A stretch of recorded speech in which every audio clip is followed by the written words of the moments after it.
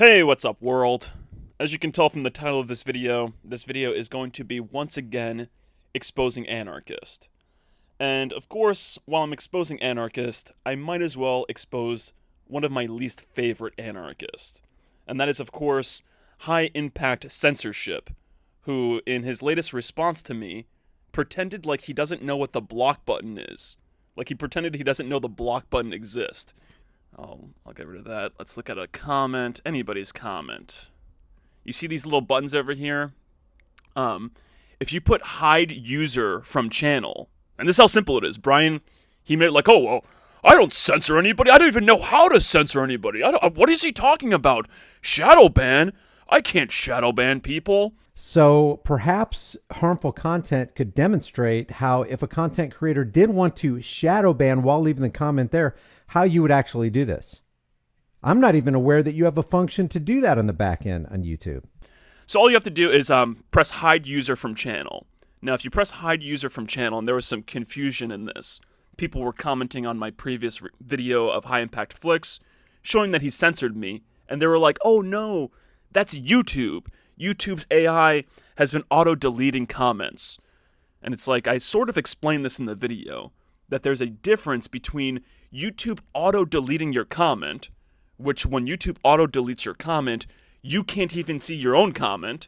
Like, you can go to the video and you won't be able to see your comment. It'll be gone for everyone. But when you hide user from channel, it blocks you from being visible to other people on their channel. You can go and see your own comment, but other people can't see your comment. And what's interestingly enough is right after that video that I made and High Impact Flicks responded, then you could see my comments on his channel. Because once again, you can hide user from your channel, and then you can actually go to your studio, you'll see all of the users that are hidden from your channel, and then you can unhide them from your channel. Now, I myself, I have had to hide users from my channel, but it's not because they were saying some grand truth, but it's because they were doxing me. A couple of years ago, I tried to get into some activism, and the NYPD doxed me and my family. So I did have to hide users from my channel and block users, but that's because they were doxing me. But anyway, let's move past that, and let's cover something that all anarchists say, but never do. And Brian is a perfect example of that. But before I go into exactly what he says, let me look at the video that I made this comment on, okay? So he put out this video a day ago. So this guy, Captain Titus Frost, put out a video talking about, actually I'll just read his description. And he says, in the description of his video, he says, I think the truth community would benefit from an honest discussion on whether we should be for anarchism or constitutionalism for America. That's too many fours, whatever. I would prefer to debate/discuss whatever with High Impact Flicks because he has responded to me in video before and has a much larger audience than most. Okay, so here, at least in the description, he's saying something pretty reasonable here. The truth community is pretty heavily divided right now between anarchist and constitutionalist, and between people who think the earth is flat and people who know the earth is not flat. So there's this heavy divide, and I think the purpose of Captain Titus Frost's video was try to bridge this divide in the truth community, at least between anarchist and constitutionalist. Now, of course, he wanted to have a debate or discussion with High Impact Flicks, but High Impact Flicks seems to be terrified of an open and honest discussion or debate. Simply terrified about it, and we know this because instead of contacting Captain Titus Frost and having this discussion with him, he instead makes this cowardly video responding to Titus Frost. It's like, hey, why can't you respond to him in a way where he can respond back to your sophistry? And that's what Brian does. He responds with sophistry, because instead of having a general conversation about anarchism and constitutionalism, just those concepts, instead of having an argument or a discussion or a debate or whatever you want to call it about those concepts, Brian instead focuses and fixates on the current United States Constitution. And the current United States Constitution, for those of you who aren't aware, was designed to create and implement the tyranny that we have today. I've done a ton of videos about the Constitution. I have a playlist that you can look at yourself about the Constitution, and I recommend people look at this playlist. The Constitution that we have today was intentionally designed to create this failed state. It was intentionally designed to basically destroy America and implement tyranny here in America. And I provide all sorts of historical proof for this. I provide actual facts, not opinions. Okay, so this is a fact. And what's very funny is that this is actually what made me begin to become suspicious of Brian Young or High Impact Flicks or whatever he's calling himself. A long time ago, like several years ago now, when I was still a sort of a fan of High Impact Flicks, when I still admired his channel, I super chatted Brian this information. Brian would always talk about things being unconstitutional, so I super chatted him several times saying, no, what they're doing is not unconstitutional. It's actually perfectly constitutional. It's just a lot of people don't understand the Constitution. And I super chatted him telling him to look into the Anti-Federalist Papers and to maybe watch some of my videos about the Constitution. And I tried bringing this to his attention several times, this fact that what they're doing is not unconstitutional. The Constitution was just created to do exactly what they're doing now. And he continued his talking point, and I was like, wow, that's really suspicious. Why is this person, who clearly has time to read all of these nonsensical news articles and all this other stuff, not looking into what is probably some of the most important information in our nation's history? And that's the best part about this information, is that it's actually historical fact.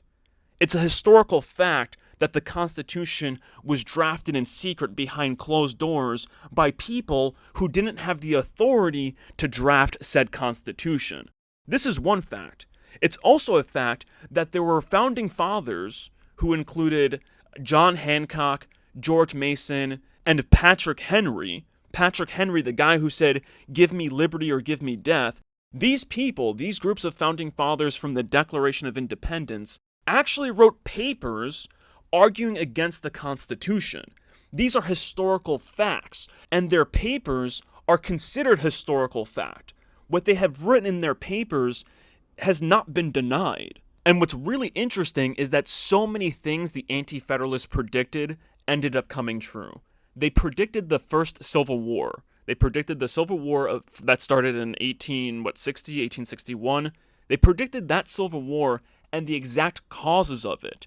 They predicted the large national debt that we have today. And what's very interesting is that they said that we would accumulate a large national debt to actually create a stronger federal government. Like what they said about why we would have a large national debt is very interesting. They also predict that we would have all of these many offices like the IRS and all of these other government agencies. They also predicted that we would be used as a world police. I mean, so many things they predicted. They also predicted that the Constitution would be used to trample our rights. And it has been used to trample our rights if you understand the preamble of the Constitution. And I'm super chatting this information to Brian Young, and he's totally ignoring it. And I was like, wow, that's very suspicious. Now, what's even more suspicious, what adds to the suspicion, is that he's continuing this talking point even in this video. He's making it like the Constitution wasn't designed for this. And it's like, no, dude, the Constitution was created for this. So anyway, my point is that what Brian Young does, his sophistry, is that he basically turns the current United States Constitution into a straw man. He's like, oh yeah, look, he presents this straw man, which is the current United States Constitution, and not Constitution in general, and then he destroys that straw man, the United States Constitution, which is very easy to do. So that's really the sophistry that Brian Young is pulling off in this response video to Captain Titus Frost. And I'm not sure if Titus Frost realizes this or not, but it's basically an entire straw man argument. But anyway, that's a massive digression. So anyway, Brian, he does this cowardly response video because he's too much of a coward to have an open and honest debate. But what's really interesting, and what I really want to talk about in this video, is this pinned comment of Brian Young's. So he says the following. Because what is anarchy? Censorship. Simply put, it comes from the Greek prefix an, meaning without, and the Greek noun archon, meaning masters or rulers. It only means without or in the absence of rulers or masters. Does anybody in reality have a legitimate right to rule you? Do they have the right to be your masters and you their slaves? If your answer is no, you are an anarchist. One who does not buy into the fiction that underpins the fallacy of government. And that fiction is that another man can rightfully claim ownership over you as property. Wow, okay, so I can, I'll finish it so people aren't like, oh, why didn't you finish the quote? Government, practically lived out, simply means the right to rule. We all know no one has the right to rule you. Therefore, government, from the very start of this conversation, is as fictional as Santa Claus, the Easter Bunny, and the Tooth Fairy. So once again, this is sophistry of the highest order, and it's sort of, once again, a straw man argument. He's creating these straw men that are neither government, neither the meaning of government, nor truly the meaning of anarchy. You see, he assumes that this is what government is, that government is the right to rule over another person. Now, there's a lot of philosophical things that are missing from the conversation. Like, what is this right to rule? One thing, it's not necessarily the right to rule over another. It's the right to rule over a certain domain. Now, that right to rule has limitations and has very specific meanings. To rule, a lot of people don't realize this because they don't bother having philosophical discussions with other people about it. To rule really means to create standards. You see, you have to imagine a ruler, like the ruler of a place, like let's say, some government or whatever, being an actual ruler, like something that you measure with. You see, the government is simply a tool that we use to do certain things. Now, what has happened is that this tool has been perverted. It has been perverted and has been corrupted. Now, that does not mean that we just throw away the concept of this tool. That's not what we do. What we have to do is we have to correct it. We have to bring out the core of that tool. We have to bring out what is the purpose of this tool and how is it being used incorrectly. And what Brian is doing here is he's perpetuating this perversion with his meaning of government. And this is what a lot of anarchists do. They're like, oh yeah, government means this. And it's like, no, dude, fucking government doesn't mean that. Yes, a lot of these governments have become that, but that's because they've been perverted and corrupted. And we have to correct that corruption, not throw the baby out with the bathwater. Now, most importantly, and this is something that all anarchists do, all anarchists put out this meaning of anarchy, and they're like, look, this is what anarchy means, and I don't want to have any further discussion about it. They're like, this is it, and they want to boil it down to this very simple-minded definition. So my response to High Impact Flicks, to Brian Young, is a very simple, very philosophical, very reasonable response. And that is, you talk about the Greek root word, but why not talk about what the Greeks said about anarchy? Why not talk about what Plato said about anarchy? I'd love to have a discussion with you about anarchy, but I know you're scared to have a discussion with me, so whatever. Keep muddying the waters of truth while avoiding any real discussion. Now, of course, I say that he's scared to have a discussion with me because he's actually presented this AdHominem Attack. Let me look at another. Actually, you know what? I'll wait. Let me first look at other responses, and then I'm going to show that this guy is a hypocrite. Okay, let me just show you exactly what kind of hypocrite is. So I leave this response. There's a whole bunch of replies, and this is, by the way, the first reply to his thing. He totally ignores it. He gives me the Ron Paul treatment, and this is actually something that's really funny. He gives me this Ron Paul treatment, and I'm going to show you it. I'm going to provide more evidence of this Ron Paul treatment in a second, and then he's like, no, I'm not censoring him.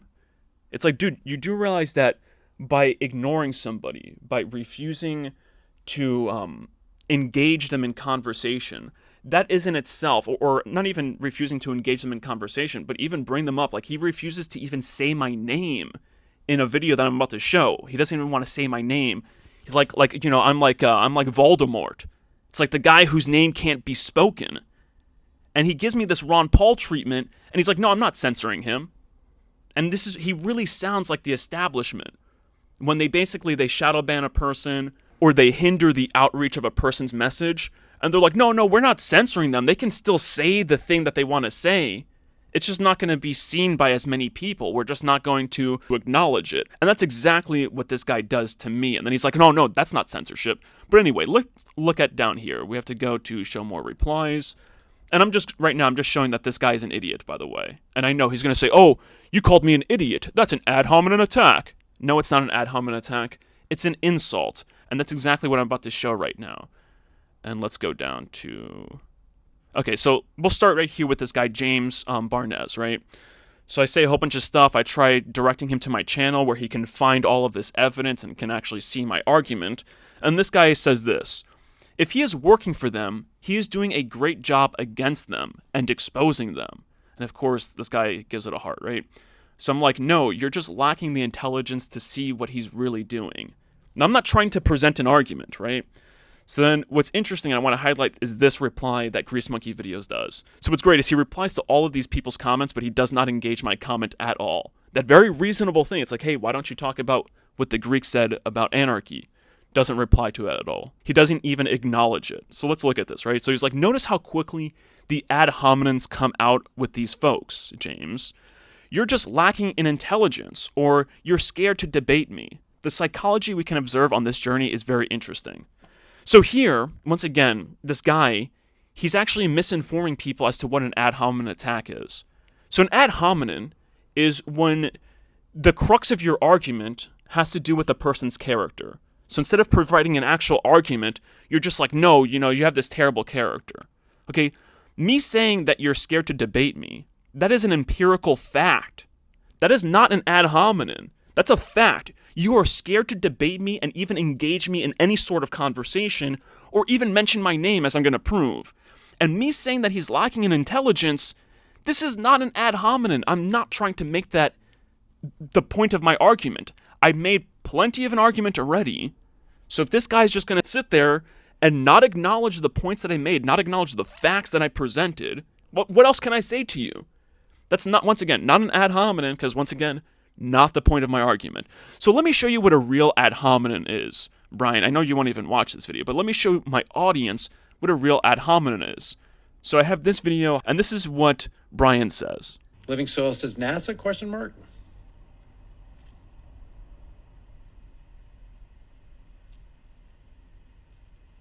God, I wish I could talk to that guy that's in the room that wants me to debate.